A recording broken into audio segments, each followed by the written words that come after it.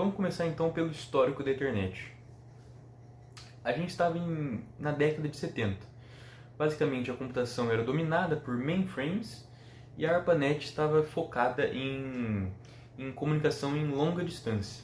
Então a necessidade de uma comunicação local, barata e eficiente era enorme. Foi aí que Robert Metcalfe e o David Boggs tiveram uma ideia do projeto Aloha, da Universidade do Havaí, que basicamente o Aloha era um sistema de comunicação via rádio.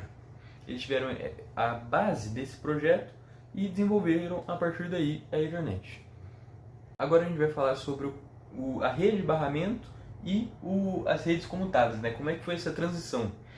Basicamente o barramento, todos os dispositivos da rede eram conectados em um único cabo, um único meio físico, né? Geralmente um cabo coaxial.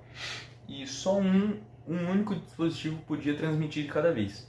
Ou seja, se dois dispositivos falarem ao mesmo tempo, vai ocorrer colisão, né? E a rede usava o protocolo CSMA-CD, que basicamente significa Carrier Sense Multiply Access with Collision Detection. Basicamente é para evitar as colisões, né? O protocolo que lidava com essas colisões.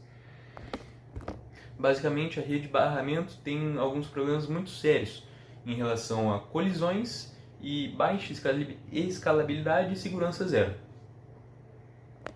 E agora falando sobre a revolução, né? Como é que foi essa transição de hubs para switches? Basicamente, a diferença dos hubs e switches é que os dois operam na camada 2 de enlace do modelo OSI e induzem comutação baseada em MAC address, utilizando o endereço MAC, né? Eles aprendem os endereços MACs utilizados em cada porta, criam caminhos ponto a ponto temporário entre as portas, eliminam colisões, cada porta é um domínio de colisão separado e permitem full duplex, ou seja, posso mandar e receber informações ao mesmo tempo. Para resumir tudo, basicamente início dos anos 90, hubs com barramento lógico, meio dos anos 90, switches começaram a substituir os hubs, final dos anos 90, switches foram padronizados e hoje em dia as redes comutadas são padrão absoluto. Vamos falar agora de como é que funciona na prática o Ethernet, né? Basicamente, o Ethernet Frame é a unidade básica de comunicação na camada enlace do modelo OSI. O que tem, né? Como é que é transmitida essa informação? Basicamente, eu tenho alguns. Isso aqui é chamado. Isso aqui é o que vai. São as informações que vão ser transmitidas.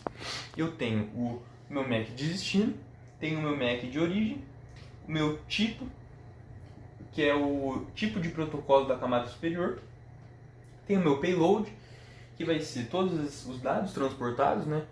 IP, ARP, né? Que são os protocolos, mínimo de 40 bytes para garantir o tempo de detecção de colisão.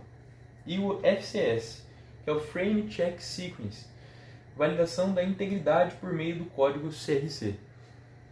Agora a gente vai falar um pouquinho sobre o endereçamento MAC, né? Que é o Media Access Control Address, traduzindo o endereço MAC. É um identificador único de 48 bits, 6 bytes, atribuído em interfaces de rede, NICs. A estrutura é pensada em duas partes, né? O OUI, que é a parte atribuída pelo IEE ao fabricante, e o NIC Specific, que é a parte gerada pelo fabricante para garantir a unicidade do endereço MAC. Tem a função básica de identificar de forma única cada dispositivo em uma rede LAN. Cada dispositivo tem um endereço MAC único, não pode se repetir. Se repetir, está errado. Utilizado por switches para comutação baseada em endereço, base para protocolos como ARP e o STP, e tem algumas limitações como não é roteável, são fixos, facilmente falsificáveis e tem um limite de 2 elevado a 48, que dá alguns bons trilhões aí. Vamos falar agora sobre segurança em redes Ethernet. E o Ethernet, por natureza, é muito permissivo. Os ataques mais comuns são MAC spoofing, que é basicamente o invasor forjar o endereço MAC da máquina de outra pessoa e pode ganhar acesso à rede restrita, se essa rede for por controle MAC, ou pode também enganar switches. O ARP Spoofing /poisoning, de envenenar, envia respostas ARP falsas para o gateway e vítima. Redireciona o tráfego para o invasor e é muito comum em redes locais mal protegidas. Algumas contramedidas que podem ser utilizadas são Port Security em switches, que limita o MAC por porta. ARP Inspection verifica a autenticidade do ARP em switches Layer 3. E o DHCP Snooping mais o ARP Inspection é igual a proteção robusta. Agora, para finalizarmos o trabalho, foi feita uma pesquisa simples e colocadas as informações de uma tabela em uma tabela de alguns estudos de caso, certo? Basicamente tem 3 ambientes aqui, o data center, industrial e o residencial, que tem alguns desafios principais e as tecnologias e soluções que eu achei. Basicamente, desafio principal do data center: baixa latência, largura de banda alta e confiabilidade. O industrial: determinismo, robustez e integração com Internet of Things. Residencial: basicamente alcance a lugares remotos e infraestrutura legada.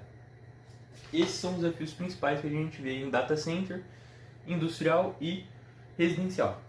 Basicamente, isso aqui são algumas tecnologias e soluções que eu achei.